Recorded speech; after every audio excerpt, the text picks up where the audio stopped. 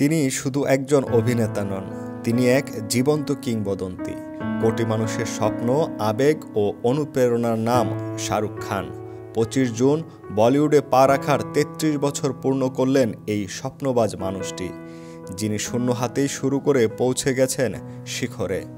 দিল্লির সাধারণ এক তরুণ থেকে বলিউডের বাদশা হয়ে ওঠার এই যাত্রা শুরু হয়েছিল 1988 সালের টেলিভিশন সিরিজ ফৌজিতে অভিমন্যু রায় চরিত্র দিয়ে। এরপর সার্কাস, উদিম এর মতো সিরিজ পেরিয়ে 1992 সালের 25 জুন মুক্তি পায় তার প্রথম চলচ্চিত্র দিওয়ানা। আর এ ছবির মধ্যেই শুরু হয় বলিউডের নতুন এক যুগ। ক্যারিয়ারের শুরুর দিকে ডর, বাজিগর, আঞ্জাম এর মতো ছবিতে ভিলেন চরিত্রে অভিনয় করেও দর্শকদের মন জয় করে নেন শাহরুখ। কিন্তু 1995 সালে দিলওয়ালে দুলহানিয়া লে জায়েঙ্গেতে রাজ চরিত্রে এসে তিনি স্থায়ীভাবে প্রতিষ্ঠা পান বলিউডের রোমান্স কিং হিসেবে। এরপর কুছ কুছ হোতা হে, দিল তো পাগল হে, মোহাব্বতে, কাল হোনা হো সহ অসংখ্য হিট সিনেমায় হয়ে ওঠেন ভালোবাসার প্রতীক। তবে শাহরুখ শুধু রোমান্টিক হিরো নন, তিনি একজন পরিপূর্ণ অভিনেতা।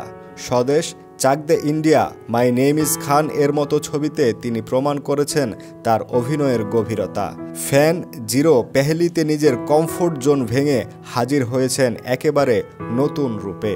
শুধু অভিনয় নয়, ব্যবসায়িক বুদ্ধিমত্তাতেও তিনি অনন্য। Red Chillies entertainment, IPL team, Kolkata night Riders এবং ডিজিটাল প্ল্যাটফর্মে তার দাপট তারকা খ্যাতিকে আরও বিস্তৃত করেছে। ফোর্বসের তালিকায় একাধিকবার বিশ্বের ধনী তারকাদের মধ্যে শীর্ষে উঠে এসেছেন তিনি। তবে সাফল্যের এই পথ চলায় এসেছে ছন্দপতনও। এক দশকেরও বেশি সময় শাহরুখের সিনেমা ছিল বক্স অফিসের ব্যর্থতার মুখে। সমালোচনা, প্রত্যাখ্যান আর অচেনা এক ছোঁয়া যেন গ্রাস করেছিল তাকে। কিন্তু নিজেকে ফিরে পেতে সময় নেন, প্রস্তুত হন নতুনভাবে।